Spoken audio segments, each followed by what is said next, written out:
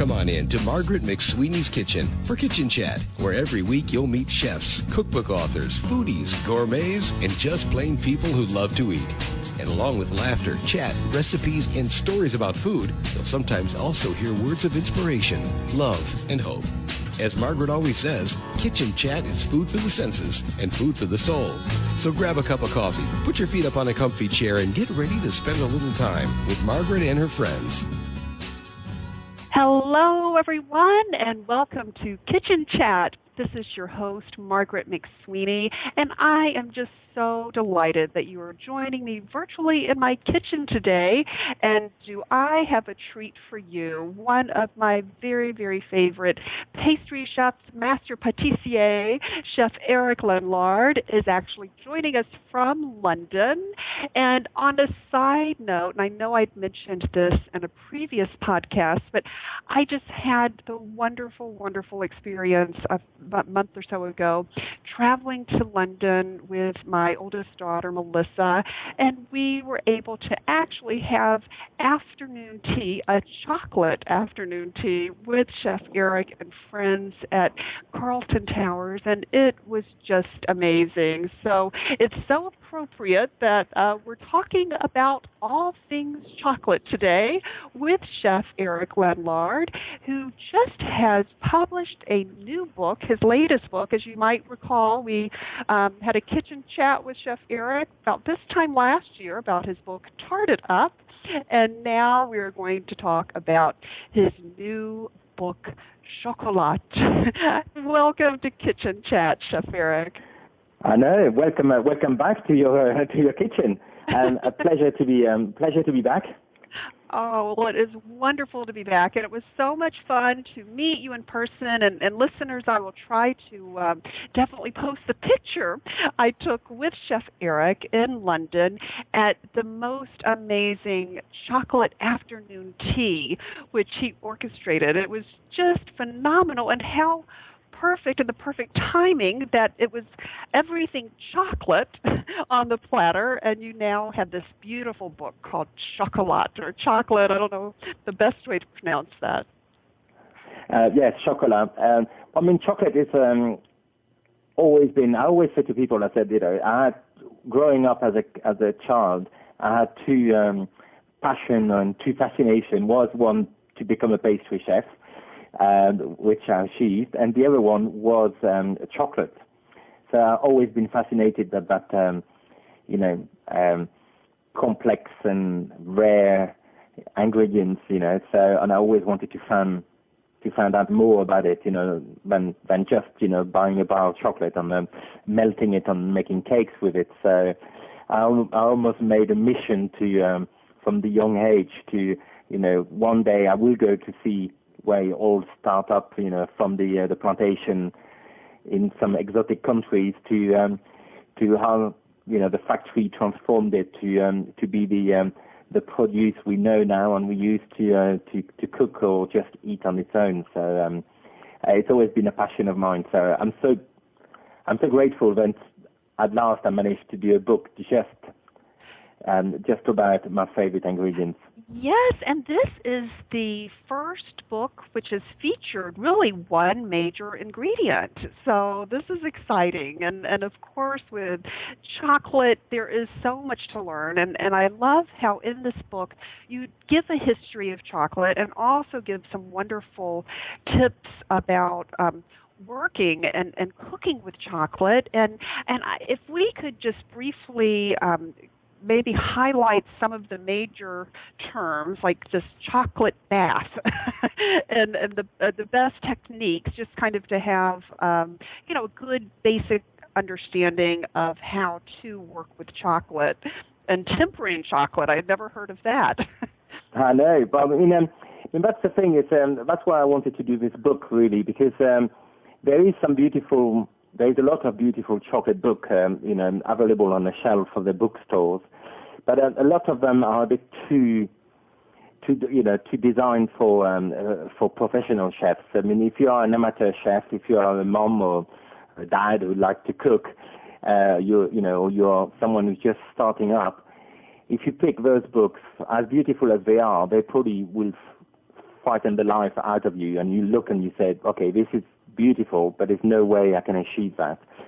So I wanted to do something that was accessible, and with obviously some information, some tip on how to learn, how to recognize a good chocolate, and how to work with it. But this is only a few pages. It's mostly about great recipe, achievable recipes. And I haven't been too much of a snob as well about chocolate, because I'm not, to be honest. I mean, there is so much chocolate available everywhere. And so at home, I got a mixture from everything, from, the naughty candies to some very rare bars of chocolate coming from some, haciendas in the middle of nowhere in the Andes or something. So, but obviously, anything to do with baking or cooking start with good ingredients. If you are going to invest some time to make one of the recipes from the book or any recipes, you need to start with some good quality chocolate. So, go to the shop and don't be shy to spend maybe this extra dollars to buy a good bar of chocolates. I mean, have a look obviously at the percentage when you look at chocolate. It's very important. You should look at least for a dark chocolate, at least for a cocoa content of 70%.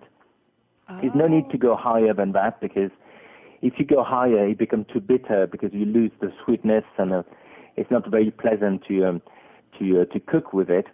And have a look as well where the cocoa beans come from, because that's very important, And most brands now will tell you, things are changing a lot in the chocolate world, and every bars you can buy now from the supermarket, all the major brands will actually tell you, as well as the percentage of cocoa content, they will tell you where the chocolate comes from. So have a look for countries where chocolate grows. So have a look for South America, Peru and Costa Rica and the Caribbean. Grenada produce some beautiful chocolate.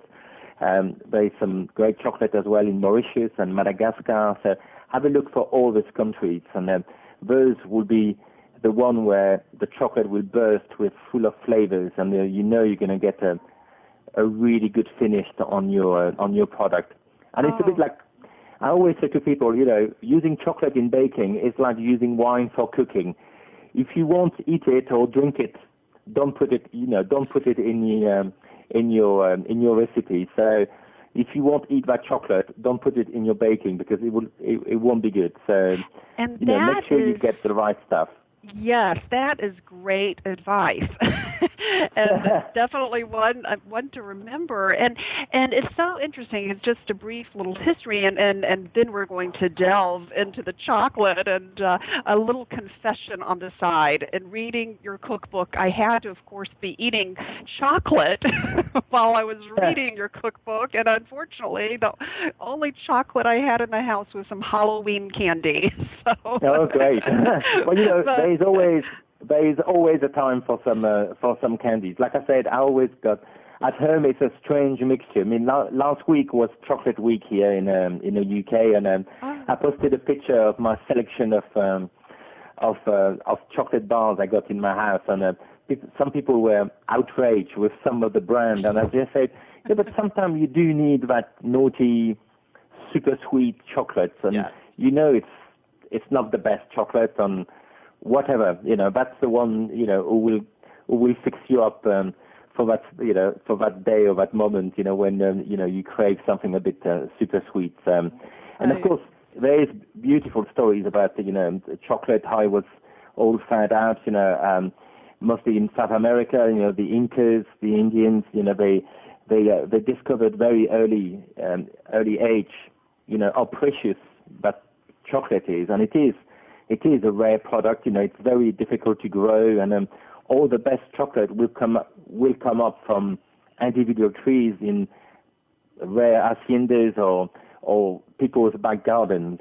So you can't really find huge plantations. The very good chocolate usually are from little individual trees scattered everywhere in the Amazon forest. So there is a lot of love and a lot of hard work to make it happen, to turn those precious beans to how do you call them? To a chocolate bar. So Yes. You know, I mean, what I love the most is the Incas and the Indian Incas. They knew it was so precious and so rare, and they actually used the beans. They used to dry them, and they used to use it as a currencies.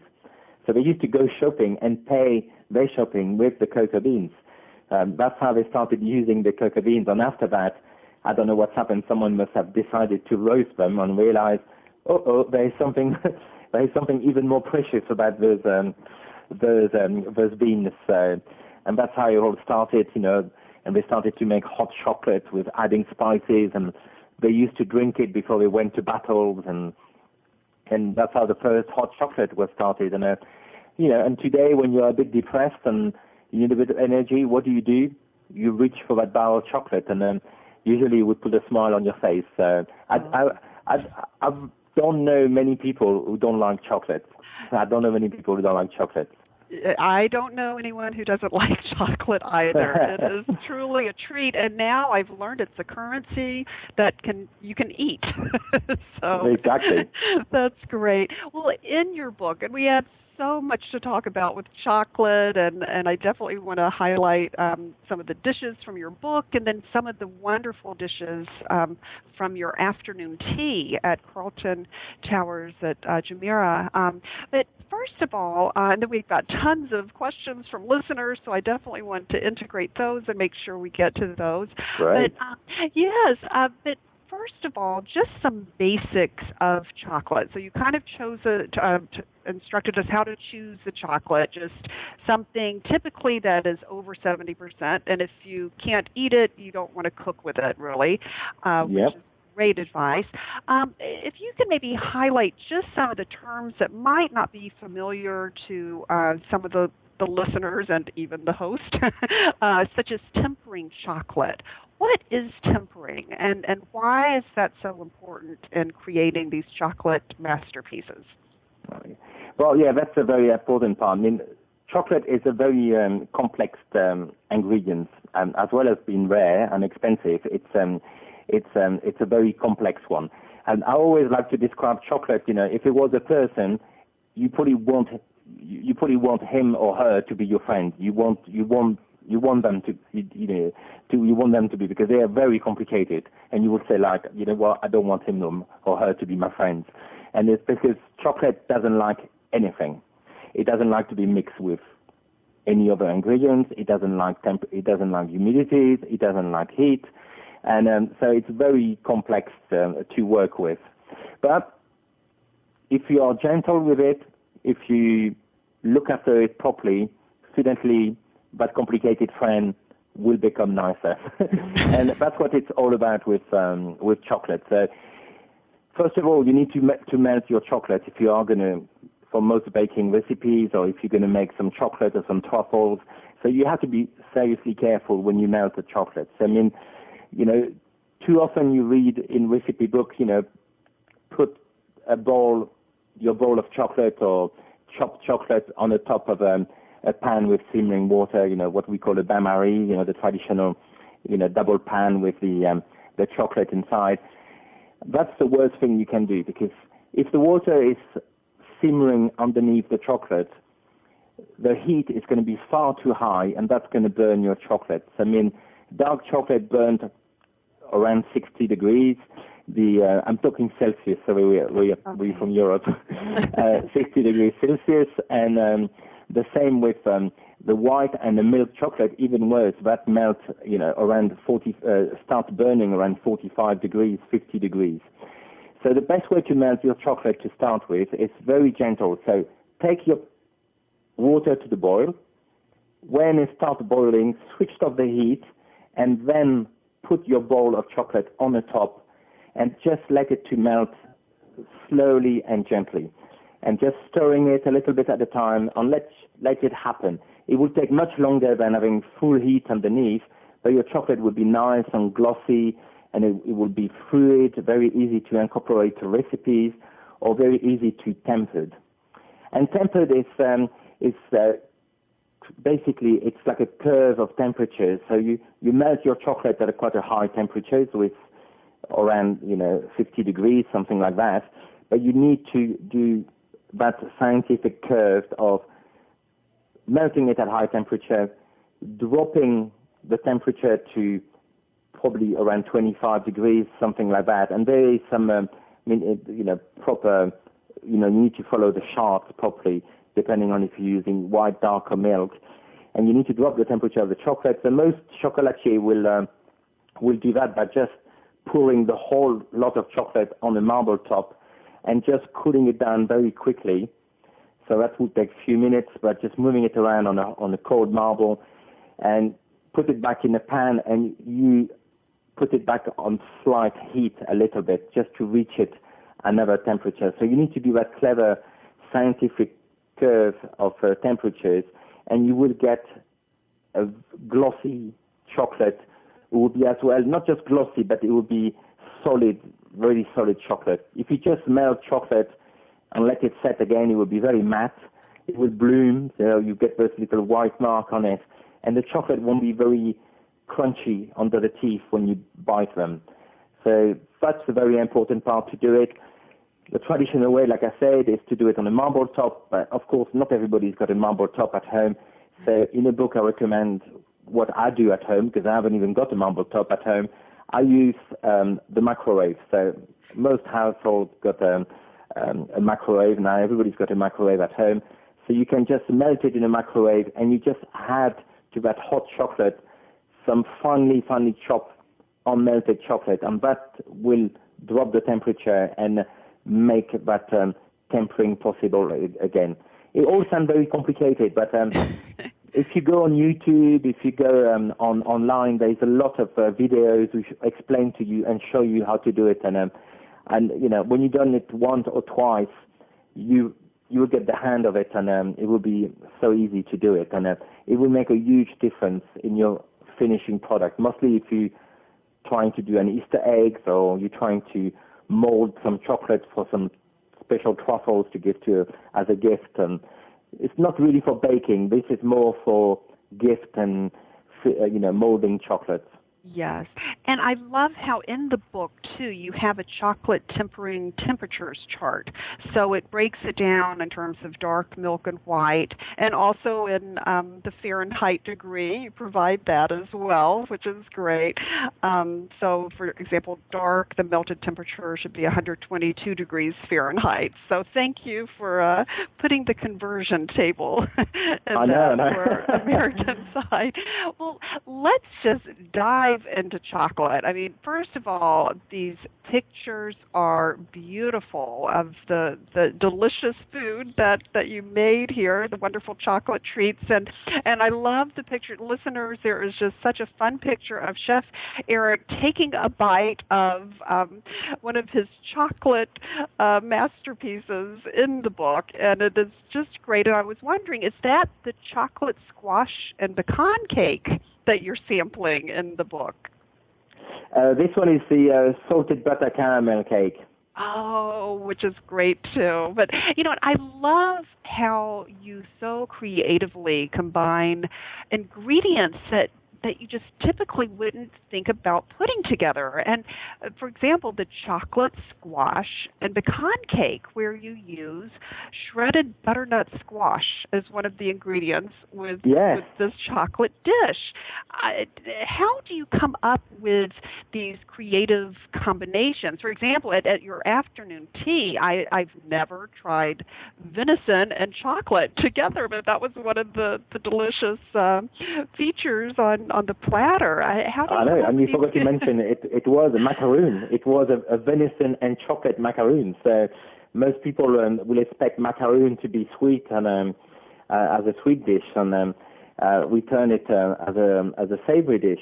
I mean, originally, going back all these years, 100 years ago, chocolate, when chocolate starting to become an ingredient, it was mostly used as a savory ingredient, because obviously people didn't realize they needed to add sugar and they needed to add some cocoa butter to it to make it, as a sweet product. So chocolate was really used as a savory ingredient. And if you go to Mexico and if you go to South America, there is a lot of dishes with mostly meaty dishes with some very rich, spicy chocolate sauce to go with it. And So when we did we decided to do a chocolate afternoon tea, I definitely wanted to recreate those flavor together, and certainly something like venison with a strong meat, gamey meat, really worked very well with the chocolate. So we did this a bit low sugar, dark chocolate macaroons, and we added a little bit of chili jam to it, and it really worked together nicely. And it's the same with white chocolate. You can really use white chocolate as a savory ingredient. It worked really well. I mean, one of my friends cooked a white chocolate risotto with blue cheese the other day, and it was really superb. So I think I can see we're gonna see in more and more restaurants the use of chocolate on the actual starter or main course menu as well, because there's so much you can play with it. I mean, obviously you have to be careful, because if you put too much, it's going to be overpowering, and if you don't put enough, you can't taste it as well. So it will be the waste of the ingredients. But if you get the balance right, I think it's a great savory ingredients. And of course, I like playing with flavors. I mean, like you mentioned, the roasted pecan and spicy butternut squash cake. That chocolate for me is quite earthy. So I thought the addition of the grated butternut squash to it, or pumpkin, will really bring this lovely earthy flavor to this cake. And this is the perfect time of the year to have this cake. Roasted spicy pecan inside will give you some nice crunch, and the pumpkin or the butternut squash, this, depending on which one you want to use, really make the cake very moist and very earthy taste, which work very well with the dark chocolate. So this is a great cake, perfect for falls or Halloween and all the celebration for Thanksgiving. Yes, and I think chocolate is all seasons. I know, no excuse. Definitely, but I love that recipe you've featured in here. The other thing, if we could just kind of get a background of chocolate, what is white chocolate, and why is chocolate white? Well, white chocolate. It's funny. A lot of the chefs are very snob about white chocolate. They always, if you mention white chocolate, they always go like, "Oh, it's not chocolate." But proper white chocolate should have cocoa butter inside. I mean, basically, it's a milk-based product with cocoa butter inside. So next time you go shopping for white chocolate, turn that bar of chocolate around and have a look at the ingredients, and make sure then the only fat involved in that white chocolate is cocoa butter.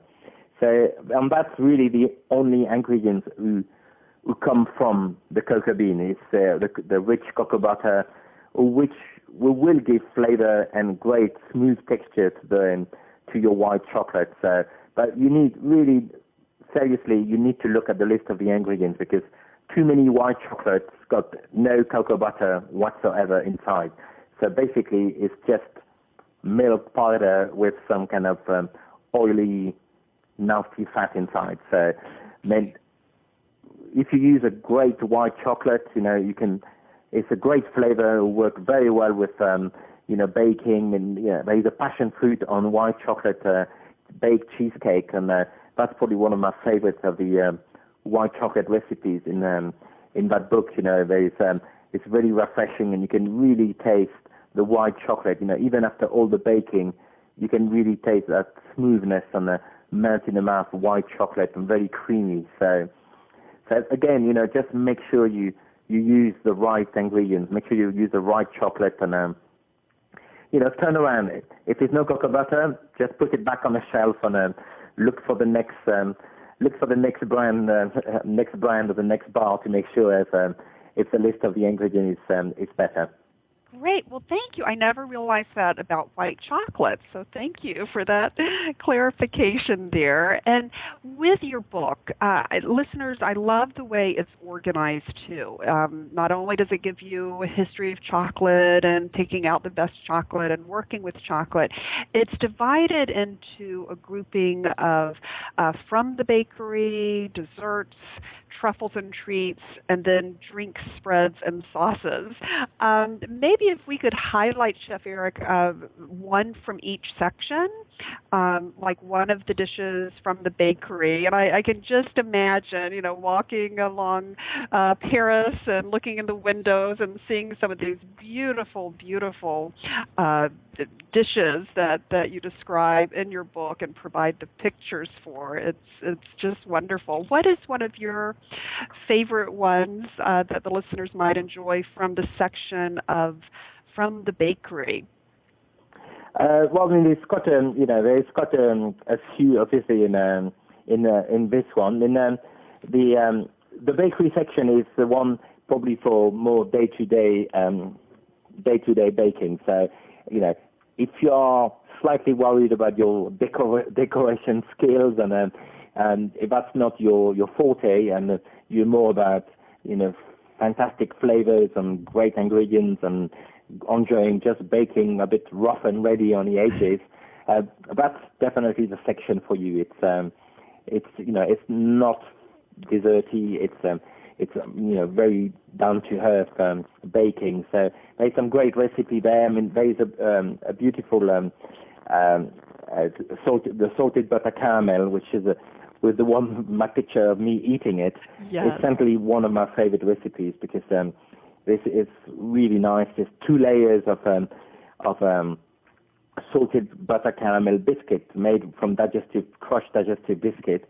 So you make them separately, you let them to set, and you bake those 2 discs into a rich chocolate sponge. So what's happened? Well, what's happened next. As soon as it starts to go in the oven, all the caramel is melting in the middle, and it's just this big, sticky combination coming out at the end, which is really beautiful. So that's certainly one of my favorites from these sections.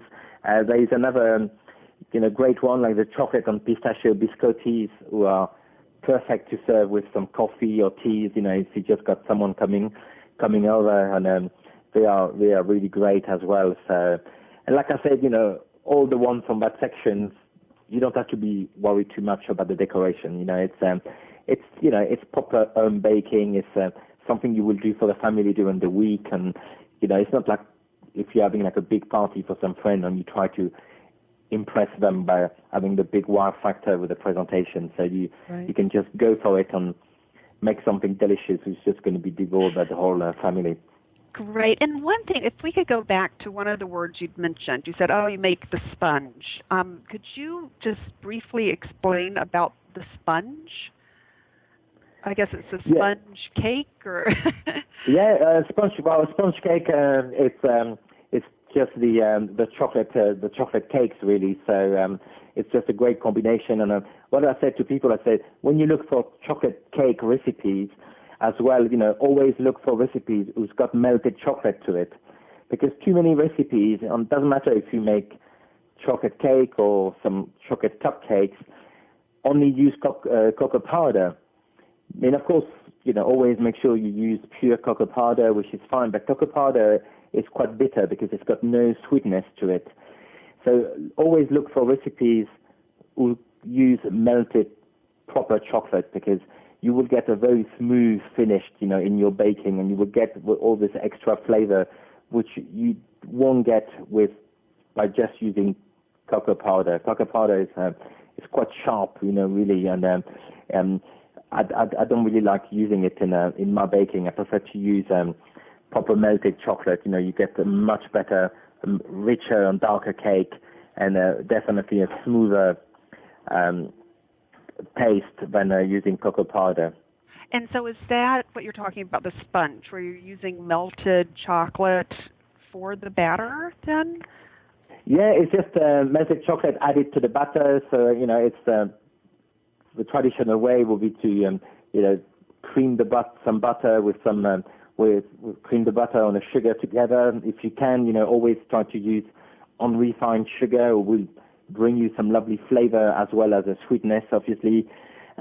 Just add your eggs to it, and after that, just add a lot of melted chocolate. So it will be very tasty and a lovely dark color, and it will be just very yummy. Oh, and That just sounds great. And these pictures, I'm just flipping through your beautiful book. I mean, the photography is amazing, and also just the items featured. I'm on the page with the proper Black Forest Gâteau in the dessert section. I know. I so wanted to put that cake inside because, you know, I don't know about in the US, but in the UK, it's almost like you know, it's a 70s classic. You know, it's almost like a joke. You know, but you know, there is nothing wrong with a good Black Forest Gâteau. You know, if you travel to Austria, you know, or if you go to Vienna, you know, they make some beautiful Black Forest Gâteau there, and I think Black Forest Gâteau lost its credibility and is serious when people starting to sell them in supermarkets in frozen you know, sections, you know, probably Miss Sarah Lee probably was a lot to blame for the you know, for the bad reputation of the Black Forest Gâteau. But when it's done properly with a beautiful chocolate cake with some beautiful raspberry jam and some, you know, great black cherries and some kirsch, it's a great cake. You know, it's nice and light, and it's so good, you know, at the end of a dinner, and certainly one of my favorites. So that was one of the first recipe to be on the list, you know, and I'm so glad it's in the book, and it's been featured in so many magazines here in the UK, because people suddenly go like, wow, Black Forest Gâteau, let's bring it back, you know. And there's a bit of a kitsch effect to it, of course, about it. So. Oh, well, a non-kitsch that you have in the dessert section is like, wow, jumping off the pages, is the chocolate and framboise roulade, with the one that's inspired by the Albert and Michelle Roux classic. Yes, that's a very, very good.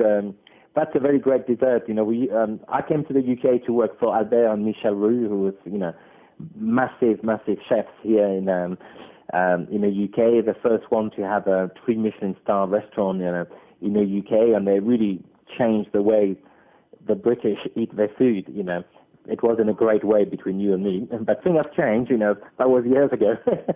And but this is a big classic. That's been in the on the menu in the restaurants, you know, the Gavroche here in London for the last I think 40 years. So. But it's, you know, it's very simple, and again, you know, it's not about the presentation. You know, it's very homely presented, but it's lovely. You know, the sponge is almost flourless. It's great if you got like gluten allergy, and it's just beautiful to eat. You know, so people always assume if you're going to bake something with chocolate, it's going to be very rich and very heavy, but it doesn't have to be. You know, this is why there's it's, you know, there's a great mixture of different recipes. It really, you know, for any time of the year, or, you know, any time where, you know, depending on which kind of other food you're going to serve with it, you know, sometimes you don't want a very rich chocolate cake. You want something a bit lighter. So definitely the Roulet Marquis is one of them. You know, it's actually very fluffy, and before you know, you will eat the whole cake without thinking about it. Oh no, that is the danger. There should be a warning page on it. Oh, that's great. And then some of the other things, because I do want to make sure we get to the listeners' questions quickly, but another great section, of course, you've got the truffles and treats, which is beautiful, and then also the drink spreads and sauces, and Viennese chocolate that is just so beautiful. If you could just briefly talk about that beautiful creation of yours, the drink. Yeah, I mean, the drinks is, like I was saying earlier with the story of the chocolate, you know, that was, as well as using the chocolate as a savory ingredient, it was used as a hot drinks, you know, mostly as a precious hot drink with spices and alcohol added to it, you know, to give that kind of vavavoom to the to go to battles and to, you know, to the Incas and the Mayas, you know, when the conquistador arrived, you know. So there's so many great recipes, you know, of hot chocolates, you know, to be used, and you know, there's some great stories as well, you know, in France when chocolate arrived, you know, it was like the hottest things to to serve. You know, they have like these private clubs where people will just sit there just drinking hot chocolate, you know, paying huge amount of money of it, you know. I was reading recently a story about in Versailles Palace, you know, they have to ban the consumption of hot chocolate because they are spending so much money, and it was a sign as well to you know, if you offered a hot chocolate to a lady on the evening, you mean, you know, you wanted to take her to bed. So be careful, you know. Next time you see a Frenchman and he offers you a cup of cocoa, you know what he's up to. So, but we've got some great. I put some great recipes of different hot chocolates, from the spicy one from South America, or some of that really thick traditional Italian hot chocolate where the spoon is not, you know, it's not good enough if the spoon can't stand in the middle of the cup on its own. So those one are probably not for the you know, the weak one, because, you know, that's like a serious hit of cacao. But it's definitely some great recipes. And of course there is some chocolate martini as well. So if you do like your martinis, there is a few lovely chocolate cocktails, who I'm sure will make your evening go down very well with your friends or guests, if you shake them a few of its martinis. Oh, and you have them, instead of sprinkled with salt or anything on the rim, it looks like lovely little chocolate flakes to garnish the glasses. Oh, well, this is just an amazing book, and listeners, I'm going to provide a link for you to connect to it. But first, I really do want to get to your questions. Thank you, everyone, for the amazing questions that you've sent in. These are so much fun. Jennifer wrote in, how do fashion and interior design trends influence cake design?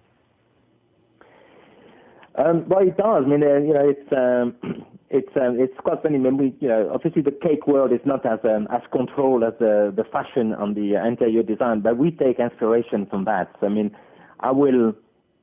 you know, we don't put out full-on collections of wedding cakes or birthday cakes, but when I've come out with some new design or new ideas, it would be from using the pattern from a wallpaper, or an element from a dress, or something you would have seen in a magazine. So we do use, it's true, we do use, you know, fashion and interior design to get some inspirations, you know, and I'm sure most cake designers do it, you know, and it's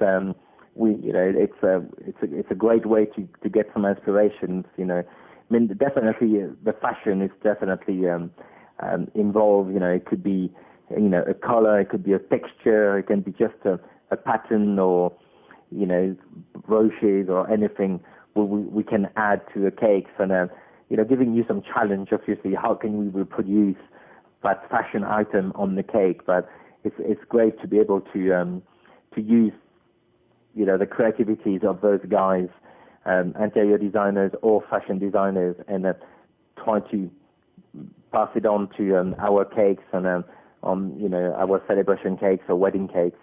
Yes, and for Kate Moss, I wonder if she's influenced any fashion designed cakes. You never know. Yeah, that would be. It would be interesting. It doesn't look like she eats that much cake.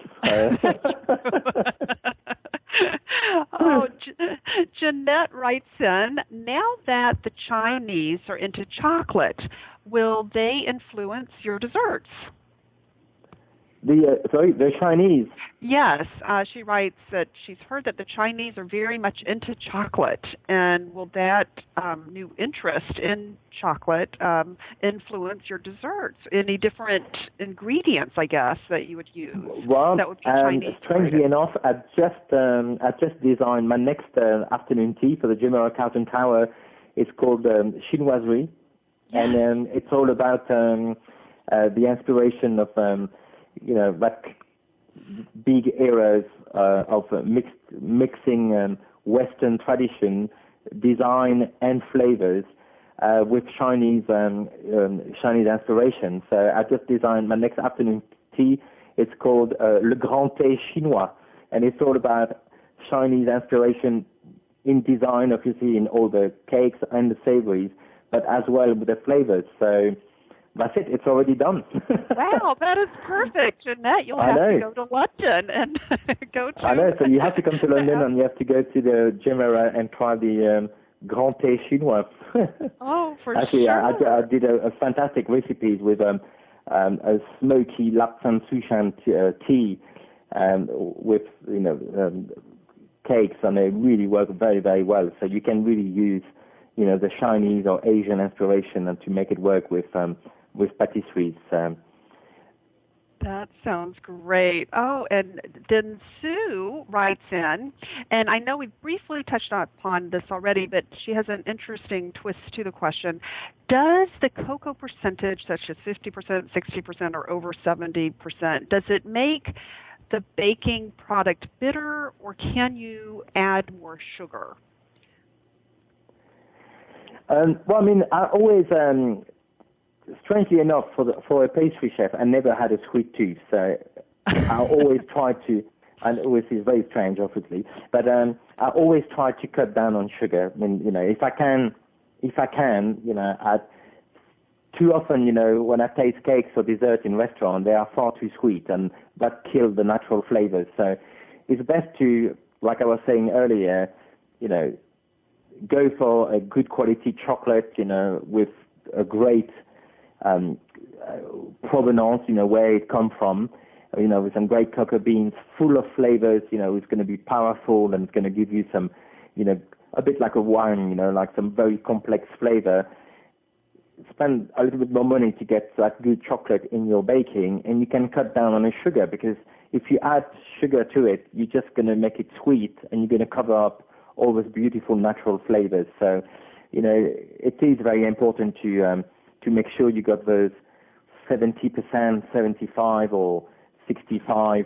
If you go down less than 50, it's not going to taste of anything. It's just going to be, it's going to be like a candy bar. So don't even bother to cook with something like that. You need to go up to 60, 70% to get those full flavors, and you won't need to add any sugar to it. Just, only the sugar you need for the actual recipes. But, try to cut down on those sugar and just use the natural flavor of that great ingredients.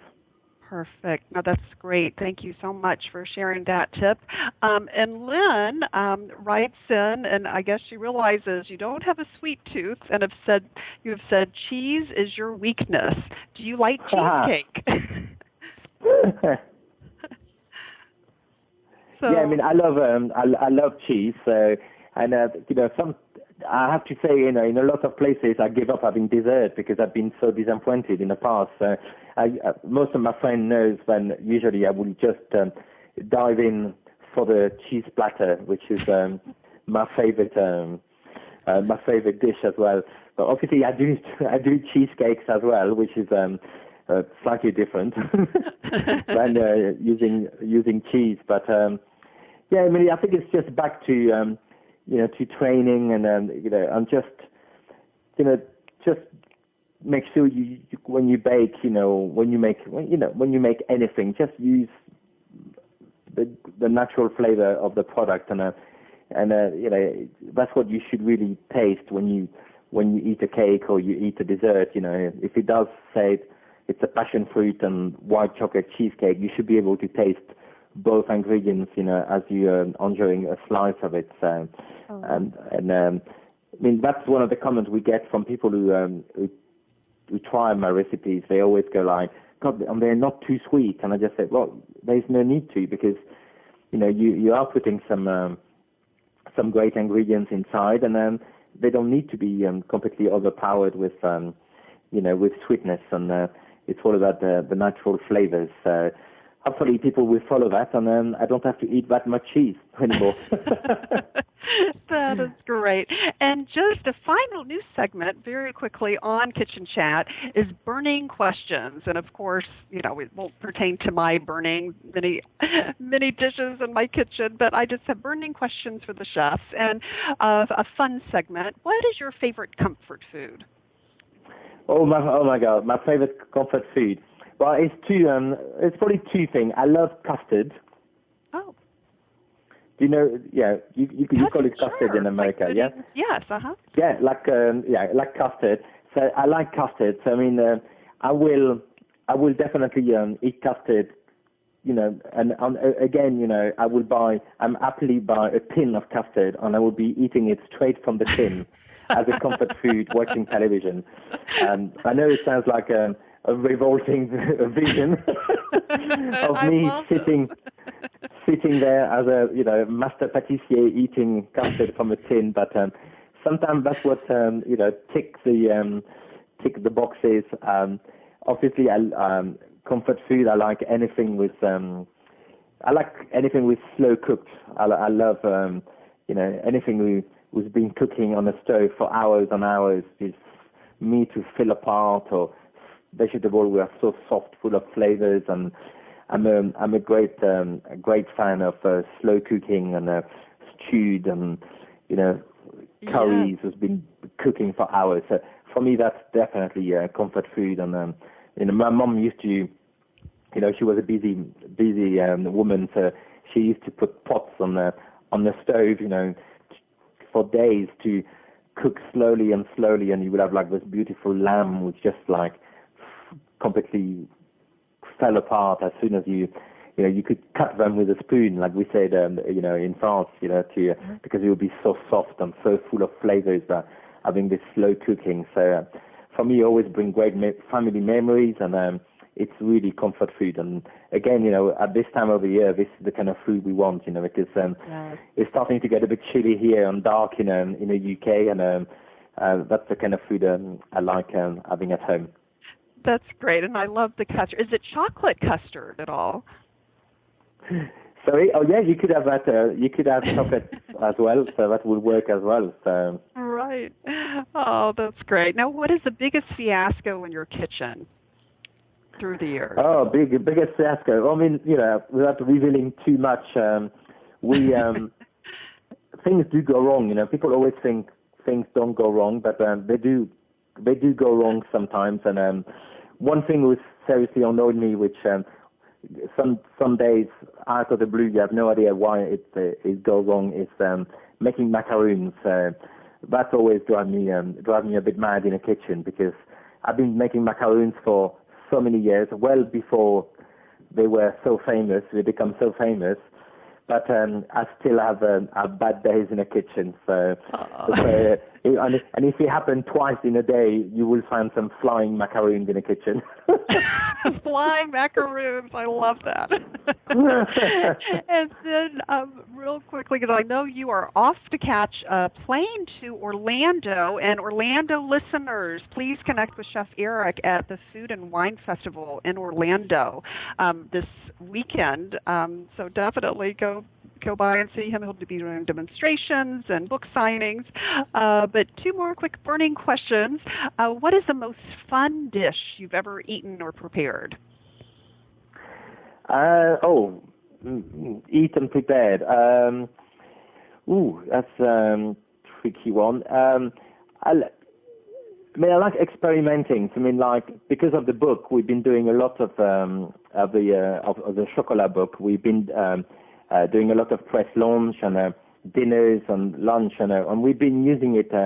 We've been using chocolate as an ingredient. Things which I'm a pastry chef. So I'm not a trained chef with savory food, but certainly I had to experiment with it. So, and we created some great recipes, and it was fun, to certainly to come out of my comfort zone and with cakes and desserts, and to work with some savory, and we did some great menu, and for me, one of the big highlights, as I was done promoting the book in South Africa, in Cape Town in South Africa, a beautiful country there, where obviously they got a lot of wild games, and we did this beautiful springbok, so it's like almost like a venison, young venison, with a crust of pure cocoa beans, so not even sweetened or anything, just pure cocoa beans. It's been grinded like fine coffee and just roll out